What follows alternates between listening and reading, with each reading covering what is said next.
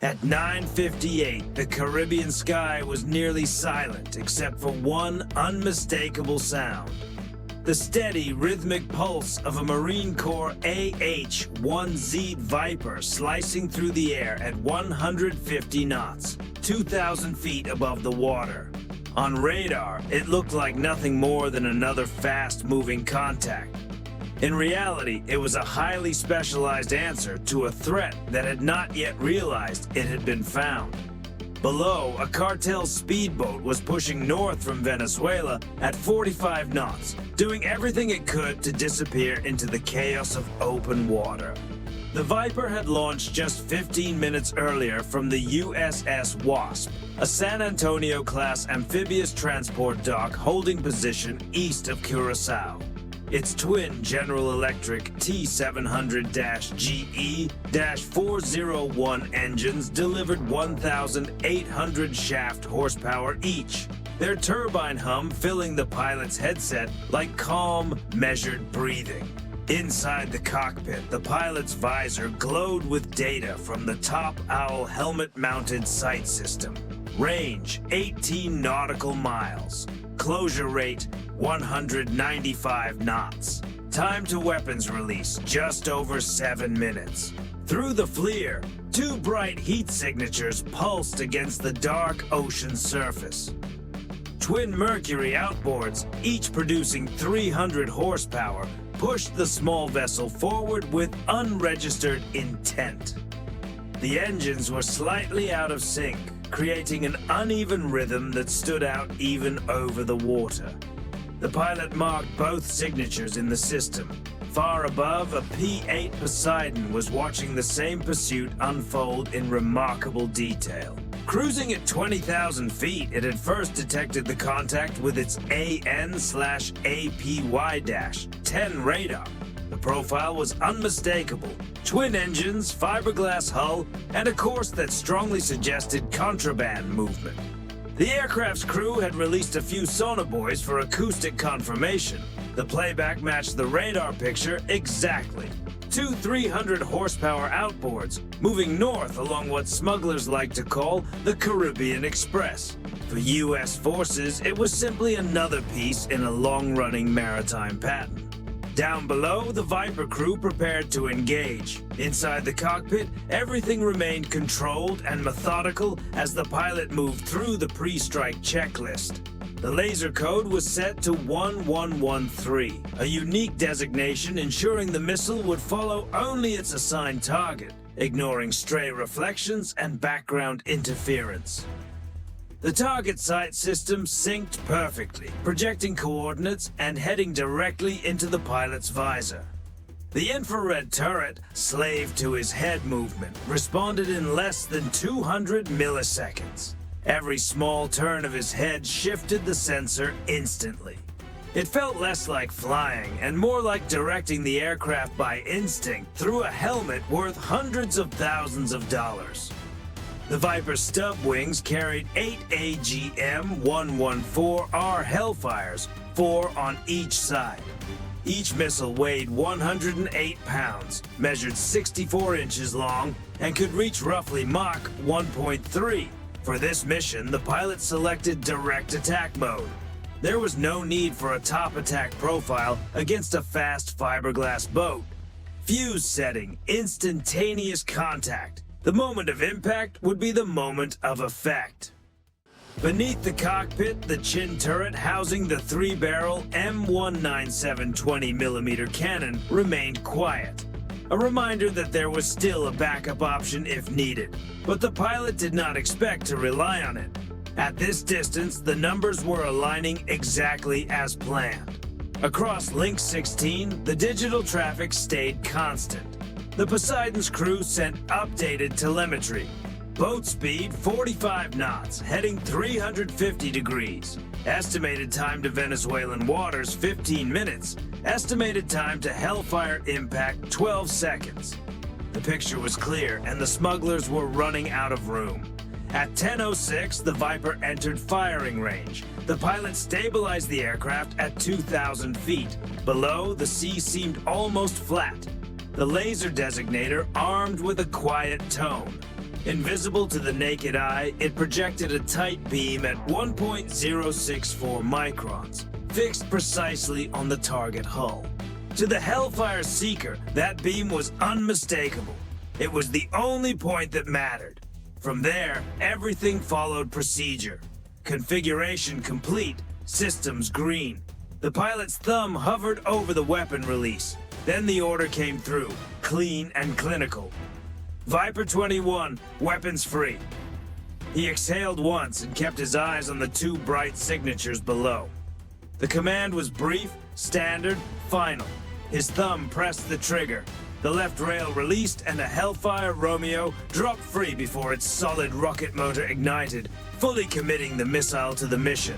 In an instant, it became a tightly controlled package of speed and guidance. Within 2.5 seconds, it accelerated to around Mach 1.3, driven by roughly 500 pounds of thrust. The launch turned still air into a violent rush of motion. Immediately, the autopilot took over. Guidance systems came online, ring laser gyros spun up, control laws loaded, and flight surfaces responded. Before launch, the missile had already checked 147 internal parameters. Now it repeated those checks in flight and found everything nominal. This was not improvisation. This was engineering performing exactly as designed. The Seeker head had already been cooled by compressed argon to extremely low temperatures around -200 degrees Celsius, reducing thermal noise and sharpening its ability to detect the coded laser return. Combined with its germanium window, the Seeker could isolate the 1113 pulse repetition frequency through glare, wave clutter, sunlight, and wake distortion. As the lock strengthened, the Seeker's field of view narrowed. What began as a small point of reflected energy gradually became a defined target shape. Guidance software tied that optical center to inertial data from the ring laser gyro, spinning at roughly 40,000 revolutions per minute, building a precise reference frame with no room for error. The flight profile followed a calculated path, a short climb to trade velocity for altitude and preserve energy, then a controlled dive for the best intercept angle. The missile rose to about 2,500 feet, then rolled into a 35-degree descent. Its canards and actuators made constant micro-corrections too small for the human eye to see. The autopilot recalculated the intercept solution 50 times per second, using proportional navigation to compensate for target movement, air disturbance, and geometry changes in real time. The math was measured in milliseconds. The missile responded even faster. As it crossed through transonic air, expected buffeting arrived. Passing the sound barrier created stress on the airframe, turbulent flow, rising temperatures, and noisy control feedback. Friction alone heated the outer skin dramatically, but the missile stayed on course. Actuators compensated, control loops tightened, and the guidance solution remained continuous and exact. Back in the cockpit, the Viper held steady at 2,000 feet, a silent witness to the final seconds. Link 16 kept the tactical picture alive. The Poseidon confirmed the intercept corridor. Sonobuoys and radar maintained positive identification. On the pilot's display, the countdown continued. 5 seconds, 4, 3. At the same time, the Seeker image became sharper. What had started as a laser point now resolved into the outline of the hull and upper structure. The missile could read the target's relative geometry and refine its final approach. Inside the missile, one last sequence played out. The fins settled into final trim. The flight computer evaluated hull shape, strike angle, and expected structural response. The FMU-139 fuse was armed, configured for immediate contact. No delay. Against fiberglass, there was no need for deeper penetration. The objective was simple. Maximum hull disruption and immediate flooding. 1 second remained. The Seeker delivered its final image. 0.3 of a second. The control surfaces held steady. Impact geometry confirmed. The crush sensor, built to detect the very first moment of structural failure, waited for a change measured in milliseconds. Then came contact. The switch registered instantly. Within that tiny window, the FMU-139 sent the firing signal, and the 20-pound multi-purpose warhead functioned on impact. The result was immediate and precise. A bright thermal flash filled the Viper's infrared view for a brief moment. Parts of the boat were thrown outward in a fast radial pattern as the hull and engines broke apart into larger sections. Smaller fragments scattered across the water, hanging for a moment in the sensors like slow-motion sparks. Every system captured its piece of the event. The target sight system recorded the thermal bloom. The helmet display layered the image with telemetry, marking impact at 10:09:08.3 from release, exactly within the expected timeline. Overhead, the Poseidon crew logged acoustic and radar confirmation. Across Link 16, the assessment moved through the network in standard language. Target vessel neutralized. Viper 21 answered with the same calm precision. There was no extended pursuit, no dramatic final exchange. The entire engagement lasted only seconds in real time, though it would occupy far more space in the after-action review. Every sensor frame and every data point would become part of the official record for legal review, rules of engagement verification, and operational accountability. The missile had performed exactly as designed.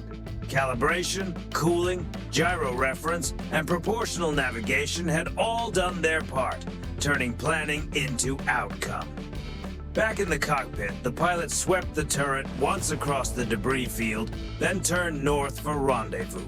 The aircraft had completed its task. The sea would handle the rest. Impact occurred within the calculated flight window, matching the geometry the team had predicted. The FMU-139's instant contact fuse responded within microseconds. The 20-pound warhead activated on crush, producing a bright thermal flare that briefly saturated both the helmet display and the P-8's infrared sensors. From launch to wreckage, the timeline was clean. Release, climb, dive, contact, 8.3 seconds. In the report, that sequence would read as calmly as a stamped form. Battle damage assessment followed its normal rhythm. The TSS and FLIR recorded an initial pressure and thermal signature consistent with full hull rupture, not just surface damage. The debris field spread across roughly 100 meters. Larger pieces, engine cowling, part of a seat frame, and recognizable sections of the transom hit the water first, followed by a longer trail of shattered fiberglass. Smaller fragments fell behind them like glitter in the air. The Poseidon confirmed the result through both acoustics and radar returns. Link 16 documented the entire chain from detection to final assessment. Good effect on target, Viper 21 reported in an even tone, the voice of someone who understands how quickly precision turns into documentation. From an operational standpoint, every required check had been met. Target identification came from multiple sources: AN/APY-10 radar, sonobuoy confirmation, and the TSS thermal image, all aligned with the smuggling profile. Positive clearance was already logged. The authorization to engage had come through the net exactly as required. Later, the legal and rules of engagement teams would review a complete timestamp sensor archive, laser PRF-1113 lock, seeker acquisition frames, and the Poseidon's telemetry, all preserved for scrutiny. The evidence chain was solid from start to finish. Tactically, the result was textbook. 1 Hellfire Romeo used, 7 remaining on the Viper's rails. 1 vessel removed from the operational picture. Collateral risk remained low. The area was open ocean with no other contacts inside the impact corridor, and the target profile had been validated by the P-8. Choosing direct attack mode with an instantaneous contact fuse maximized hull breakup and flooding while limiting the spread of post-impact debris. It was an engineering choice matched to the target's physical reality, fiberglass construction with minimal structural strength. Put simply, the warhead delivered force at the exact point the vessel could handle at least. From the ISR to strike perspective, the engagement highlighted the value of sensor fusion and fast decision loops. The Poseidon provided the initial cue and acoustic confirmation. Link 16 tied the picture together. The Viper delivered the precision shot. Detection, classification, targeting, strike, and battle damage assessment all unfolded in minutes on the command side and seconds on the action side. When platforms communicate clearly, uncertainty disappears very quickly. The lessons for the logbook were straightforward. Maintain strict PRF discipline, secure laser control codes, preserve sonobuoy and radar correlation for evidentiary review, and confirm single target engagement corridors in advance to reduce the risk of misidentification or friendly interference. And on a more human note, bring snacks. Long patrols stay long no matter how advanced the aircraft is. After the engagement, the Viper followed standard procedure. It orbited once from a safe distance to confirm no major floating components remained and to capture imagery for the final damage assessment. Once the result was verified, the aircraft turned north toward Hado for rejoin. The Poseidon remained on station a little longer, quietly monitoring the area for any secondary activity or any situation that might trigger a different response protocol. Strategic messaging, of course, would come later. This was a law enforcement action in international waters against a vessel tied to illegal smuggling activity. Music. The tactical takeaway is straightforward. Modern ISR combined with precision strike capability can stop fast maritime threats quickly while keeping friendly forces at minimal risk. And for those still operating along the so-called Caribbean Express, the larger message should be impossible to miss. In today's battle space, every movement, every signal, and every mistake can become a trackable clue. And once modern sensors lock onto a pattern, they do not simply lose interest. Final administrative details were equally clear. One Hellfire was used with an estimated unit cost of around $150,000. Multiple sensor recordings were secured and uploaded to the ship's evidence archive, and the after-action review was scheduled for the next command review window. The pilot's report remained brief and professional. The sensor feed stayed intact, and the sequence of events matched telemetry from 3 independent systems without contradiction. The incident was logged. Command review was set for 0600. One final note for the record: precision is never optional.